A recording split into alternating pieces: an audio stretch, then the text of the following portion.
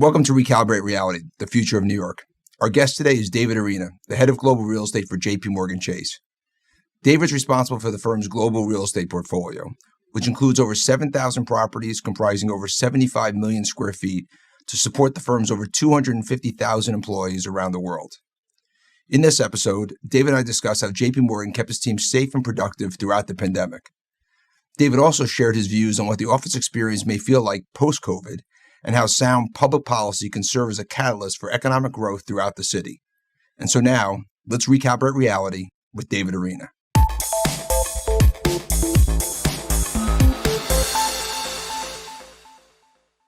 David, welcome to Recalibrate Reality. Hey, Scott, thanks for having me today. No, it's great having you. So today, I'd like to start giving our audience some background as what it means to be head of global real estate for JPMorgan. 7,000 properties, 75 million square feet. It is an enormous job. So share with us, what's that entail? What falls under your sphere of responsibility? Yeah, sure, Scott, thank you.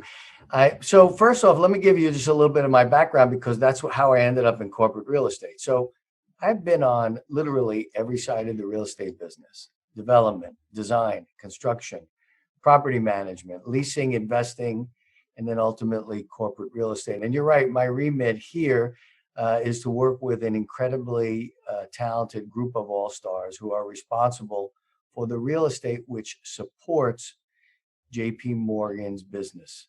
So that's office real estate, retail real estate, data center real estate all over the world. And David, I imagine even, when you talk about the sphere of responsibility, you can never have expected, if you go back a year and a half to the beginning of COVID, what all of a sudden you had to do in terms of thinking about the logistics and orchestrating, moving all your people from working in the offices to places where they can work safely, and just reimagining that whole process and the scale of that, moving that many people out of the office, working from home, maintaining communication, maintaining productivity. What was that like? How do you think the productivity functioned through that period of time? Well, I think there were, to be honest, everybody was learning every day. And some of this was common sense and some of it was uncommon sense. And I think we spent a lot of time counseling and communicating from the very top of our firm, just like at the very top of your firm. It makes a difference where the leadership is. And we have enlightened leaders, starting from Jamie Dimon all the way through our operating committee and deep down into our business. Leaders got together very early on and tried to figure out, first, how to keep people safe. Secondly, how to keep people connected. And that wasn't easy to do, that, particularly on Zoom. And then what was necessary? What were the tools that were necessary to keep people connected? Technology was obviously the biggest tool, and we have a great technology business. We have 60,000 technologists out of 250,000 people who work at JPMorgan. And they very quickly, almost immediately, based on investments made over the last 20 years, were able to put us live on platforms that were secure for both us and our customers, and to be able to operate virtually. And productivity was high, continues to be high. One of the interesting things, Scott, senior management started to focus on things that they had really never focused on. So we have tools now. I can tell you, it's all anonymized, by the way, but I can tell you how long people have been online, how long they've been in their office, kind of how and who they're communicating with, again, anonymized. And we have a much better idea, I think, now of what our workforce does and how it works than we ever have. It's interesting when you think about JPMorgan and other large financial institutions that were in New York, because I think of 9/11 and Superstorm Sandy and the regulatory environment that you're in, having to plan for redundancy sets you up better, I think, than other firms that aren't as highly regulated or haven't lived through that. Because you maybe didn't expect it for as many months as we had to do it for dealing with the pandemic, but you've lived through a period where we've had to do it in the past in New York. So that obviously worked to your advantage. Yeah, there's no question. By the way, I think everybody at the firm felt a huge responsibility to the global community. I think the global financial system is something that we're a big player in, and I think folks really felt an obligation to do all the things they need to do, make the sacrifices they need to make, and the investments that they needed to make. The other thing that I've seen, and when I spoke to our own people and our clients, in terms of people that were working remotely during the intensity of the pandemic, the sort of that worst period of, let's call it March and through June, there was that sense of, okay, we're in sort of battle mode, and so the ability to work from home, being productive, really staying focused and intense was there. But as time went on, companies that had not rotated people back into the workplaces began to see some of that intensity subside. And I think sort of the takeaway was, generally when, working from home, you can play defense, but it's not great to play offense, right? And that, you have, and particularly you referenced it, we have people that have worked together for a long time. They have social capital that they can turn to. They know you, they've worked with you, they know your personality, so they can have that conversation with you over, a video. But for new employees or younger employees that really are apprentices, right, that got to watch people, that got to understand how this plays itself out, they don't have that benefit, right? And so, did you have a similar sort of experience at JPMorgan? Yeah, lots of lessons learned along that vein. And so one thing is, we think great things happen when people are in the office together. So you're absolutely right. Junior colleagues learn from the best people in an apprenticeship environment. Collaboration happens, mentorship happens, teamwork. These are all richer experiences when you are together. So is diversity and inclusion. Being around people, being together with people, and innovative ideas are much more, I'd say, spontaneous. So we don't want to lose this, and I'd say, in fact, we want more of it. Yeah, it's like Jamie Dimon, I think, made the comment, I think he called it creative combustion of ideas, right? Of people bumping into each other, that being lost when people aren't in the office, and how important it was. I thought that was poignant. And he's been a leader, as your firm has, early on, of the importance of bringing people back to the workplace. And I'm curious, because there's been a little bit of divergence, right? There's been some firms like yourself, Goldman Sachs, other financial firms that are leading the charge to bring people back to the workplace, which I think has a lot of benefits, not only internally in the workplace, but for the communities at large. There's others, particularly some of the technology companies that are taking a more wait and see approach, or are we going to have a new paradigm where people maybe work more remotely out of the office more permanently? And I guess two questions for you. One is, do you feel pressure from your peers, other firms, and any of your employees about making that push? And that the first, and then the second, as we go forward, what's your assessment as to how this is going to play itself out? Is it going to find some new balance? First of all, I think it's been clear in the newspaper, and it's clear in our culture that the office is a primary place of work. That said, whatever we do has to ensure that any of the models we have work best for our clients, our customers, and any of our stakeholders. What have we learned? 50% of our employees have to perform their roles on site. If you're a bank teller, you're on site. If you're a trader, you're likely on site. If you're handling cash, you're likely on site. So that's 50% of our people. And the truth is, you were right, to be on the offensive, to go out and win business, to see clients and to serve them in the right way, you generally have to be out of the house. You can still work remotely, right? So we've learned that. But we also learned, like many other companies, that employees, depending on their job type, where they live in the world, can be really productive working remotely. That option might be an attraction for some types of jobs, coders, technologists, operations people even. So I think a couple of things. One, we're going to experiment with hybrid working models. I myself, I'm in 4 days out one. And that one day I get a heck of a lot done. And I have a lot more time to work, a lot more time to think and to write. And I think many people have that same experience. I also don't have to schlep to work.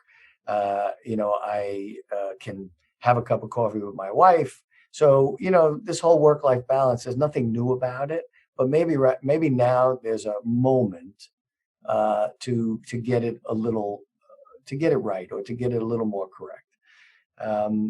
But the other thing I'd say, Scott, it is too soon, right? We're still kind of in a pandemic, depending on where you are in the world. If you're in India, you're in the middle of a pandemic. To make really profound decisions about what the world is going to look like in almost any way, but certainly in the way we work.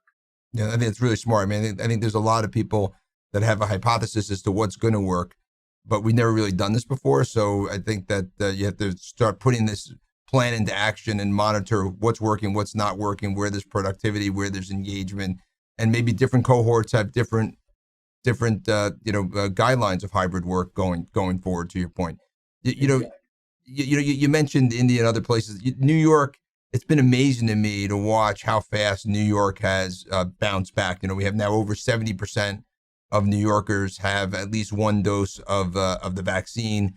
Our city streets, our restaurants, our parks, it's full of energy.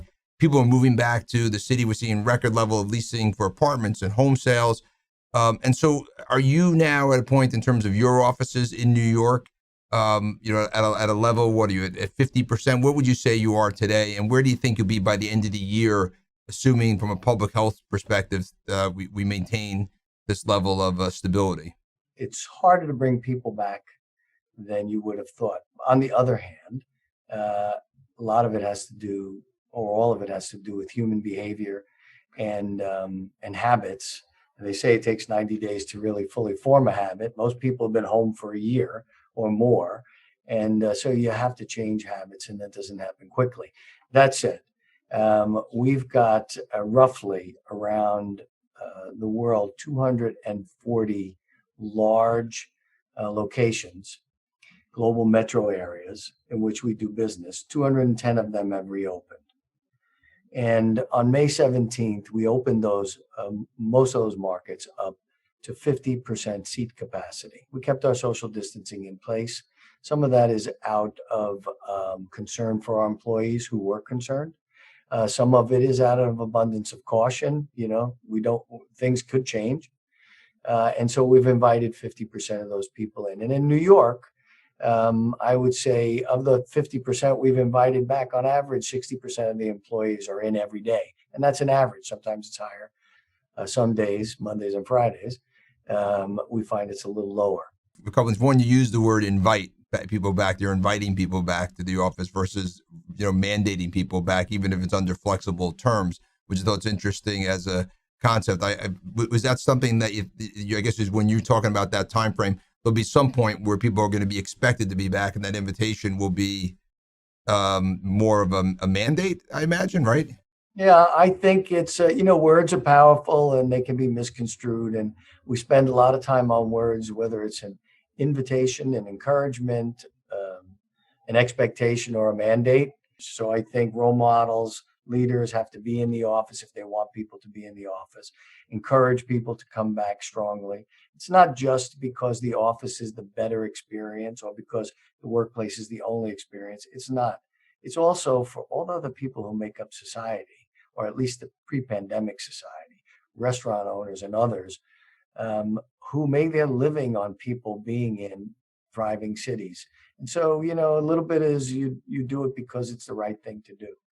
And I think we're encouraging folks to come back. And eventually, people who have to be in the office will be in the office. And I think that doing it for the right thing to do is exactly right in terms of a sense of civic responsibility. This is an ecosystem, right? And if we don't have the people in the workplaces, then it's the small businesses, the restaurants, and the whole balance of that ecosystem falls off.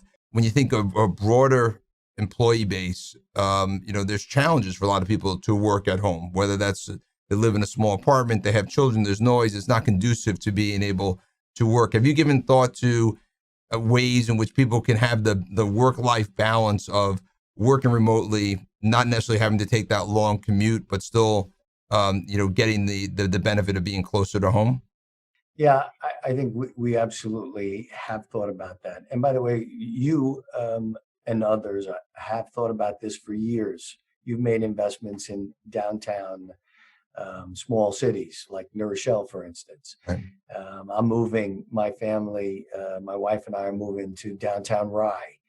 And those are, they're mini cities and they have great, vital downtowns. And wouldn't it be great if you could walk to Main Street and walk to work, even if it was a day or two a Yep. week?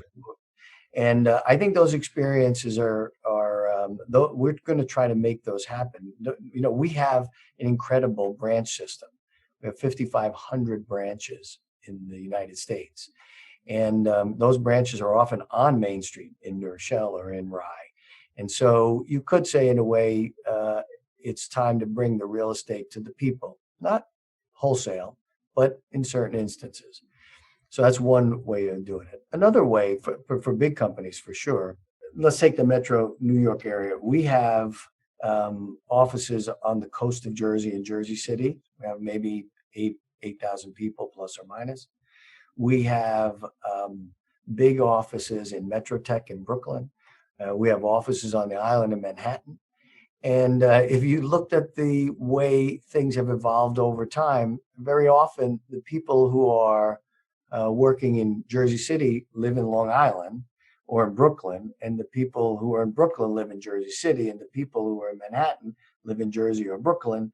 And, if you could find a way to work where you could let people work where they live, a little, not every day, not in every case, but on the edges, I think that all leads to work-life balance. So it's a way to use your real estate portfolio.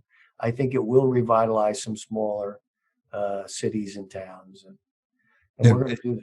what I've seen, and it's a theme that's come up a couple of times, and you're really, I think, describing it well from a practical standpoint, which is that it's not the city is losing its attraction; it's actually just expanding to be more regionally overlaid, right? And that the benefit of being in a metro region like New York is that you don't just have Manhattan, which has obviously a higher cost of living, harder to get to, some congestion and things like that, but that you can actually create other attractive places in these urban suburban areas that are connected by transit back to Manhattan that are just as compelling. And I think that can make the region itself more competitive, and other regions like that more competitive, rather than just being focused on the city or the suburbs, but working in concert together.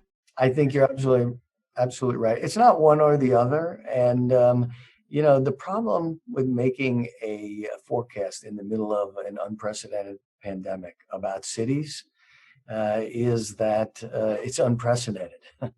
And so far, all the warnings that we, at the very beginning, people are moving out, they're never coming back.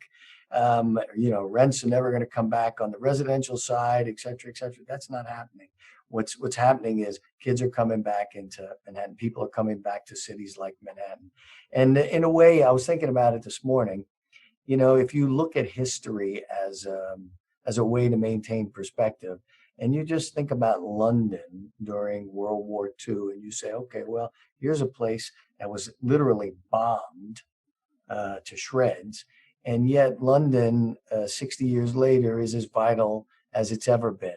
Cities have social infrastructure and an attraction to the brightest and the best minds and the most ambitious people. And I don't think that's going to change. Yeah. And when we're all through this on a net basis, do you think this results in companies needing more, less, the same in terms of office space? So I don't, again, I don't know anything, but I would say that net, maybe it's slightly less. And it's not so much because there are less people. I think there's been a greater focus from senior management on real estate itself and on what people are actually doing during the day, and how that either enhances or inhibits productivity. And then I think, if you think about real estate as a tool, corporate real estate as a tool, you'd want to lever it to a greater degree than maybe it's been levered in the past. So I think the leverage of that, net maybe has firms taking a little less space around the margin, maybe in a few more locations, but a little less space around the margin. Yeah, and when you think about it as a tool, right? It's a tool to attract and retain the brightest talent around there for companies like JPMorgan, knowledge-based companies, which I think one of the other themes that we've seen is to do that. It also means that the real estate needs to be the type of real estate that is energizing to the people that come there, magnetic in terms of the amenities, location, and being something that's desirable, that is an actual asset or tool as you described it. I want to shift to New York. I mean, obviously, we have JPMorgan's headquarters here in New York, but it's more than just your headquarters. I mean, JPMorgan, in my mind, has always been synonymous with New York. Even growing up, walking down the street, looking at your old building here, and you've now made a long-term commitment by building another 2.5 million square feet headquarters in Manhattan. Talk to us about why it's so important to have such a significant presence in New York City and the New York region. You're right to say JPMorgan is synonymous with New York. We've been here for 200 years. And I would say our firm feels like it is a catalyst for the communities that it serves and for the economies here. You don't have to. There's a long list, but some buildings you would remember: One Chase Manhattan Plaza, the built by David Rockefeller. Yep. The investment JPMorgan made in the Brooklyn Metro Tech, when Brooklyn was a place where, at least when I was a kid, you used to sprint from one place to another. If you had a girlfriend there and you dropped her off, you were running to find your car or the subway or whatever. You were not walking slow. And yet JPMorgan made an investment there. For New York, which is another building downtown, we made an investment in. 60 Wall, we made an investment in. 383 Madison, we made an investment in. Now, these are all predecessor companies or the sum of JPMorgan. But you take that along with hundreds of branches that we have across the 5 boroughs, and you'd say, we've been an economic catalyst and want to continue to be that. For us, New York City, it may be the greatest city in the world. And that's not just because I went to Fordham University and I grew up 20 minutes from here. It just is. And it's still one of maybe the greatest financial capital in the world. It still attracts the most ambitious, the deepest talent pool, the smartest folks you can imagine. It's got incredible resources, universities, schools, hospitals, and more, because of civic leaders like yourself, developers like yourself, mayors like Bloomberg and others.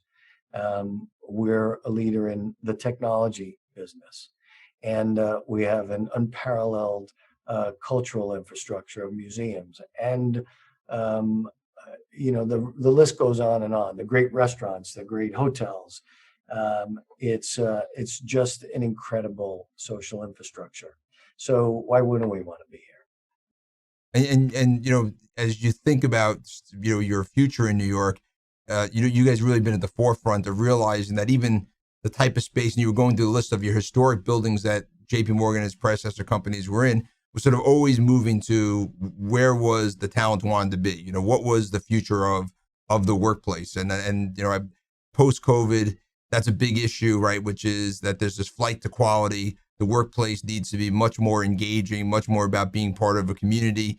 When you were thinking about your old headquarters, which is now torn down, but you were thinking about where to move rather than going to a new building or that was someone else's developing, you decided to actually be on the same site, tear it down, and build something new on that site. What was the thought process that went into doing that, and how have you found that process to date?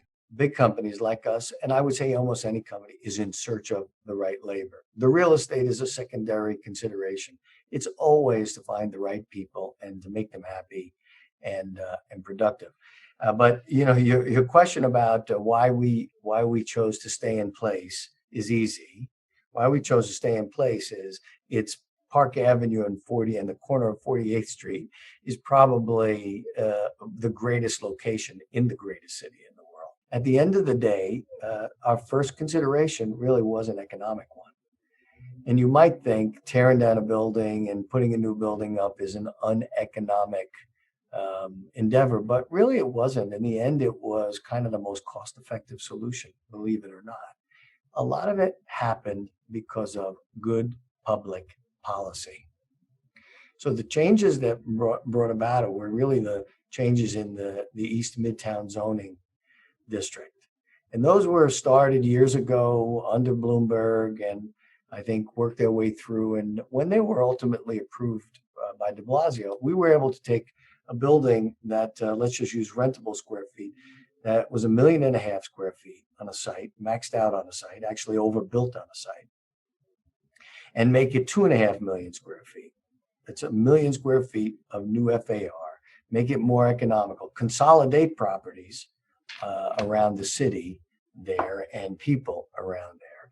And so it was really an economic one as well, and it really came from good public policy.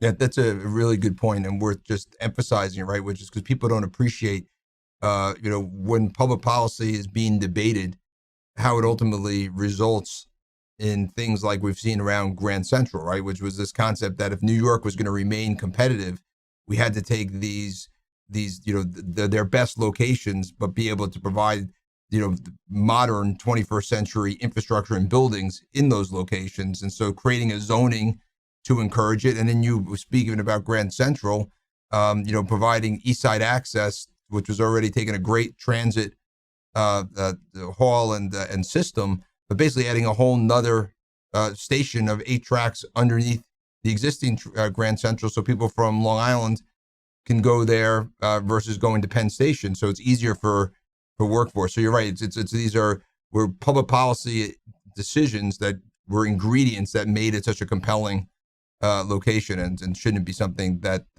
people take for granted. And it's a good thing to remember as we debate future public policy, is to ensure that the city stays to competitive. So, as we sit here today, right, we have, New York feels like this poised for this incredible recovery, more than frankly, and more quickly than I even anticipated. And I've been a bullish proponent of New York's recovery for some time. What do you think it needs to sort of maintain that level of momentum that we're seeing right now? And what are some of the concerns that you have that you think might take that speed of that recovery off track? Public safety. And on the flip side, good public safety, productive policing, safer streets, better policy will make New York City unstoppable. On the other hand, bad policy, a bad relationship between the mayor's office, the police department, the local communities, they can make New York City go in the other direction. I'm older than you, and so like I said, I used to sprint through the Bronx. I used to sprint through all of Manhattan because it wasn't as fun. It wasn't a place that was as safe as it is today. I try to tell my kids that all the time. Don't take it for granted. It's like freedom. Don't take it for granted. Somebody earned it a long time ago, and that's what happened here in New York City. In New York City, we earned back our safety, and to lose it would be a shame. So those are two sides of the same coin. I think infrastructure. So, it's what you said before. The ESA is a good example, the East Side Access. Number one, I don't think people know how talented the folks who work for the MTA are, or the Port Authority. The stuff they do is incredibly hard and it's difficult. And they do it in the scrutiny of the public square, and they're burdened by all these bureaucratic things. But if we don't invest in our infrastructure, if we don't modernize it, and we don't compete with Hong Kong and Shanghai and you pick it, Dubai, we're inevitably going to fall behind. And so, commitment to modernization, really, really important. And then I think you need great government. You need a great leader. Leaders make a difference. It's the reason RXR is a great company. It's the reason JPMorgan is a great company. It's because they have the best people at the top, the best person at the top. And so we have a mayoral election coming up, and I think it's really important for people to get involved. I think people should get involved in every level of government and have their voices heard and be part of the conversation, because we need good government.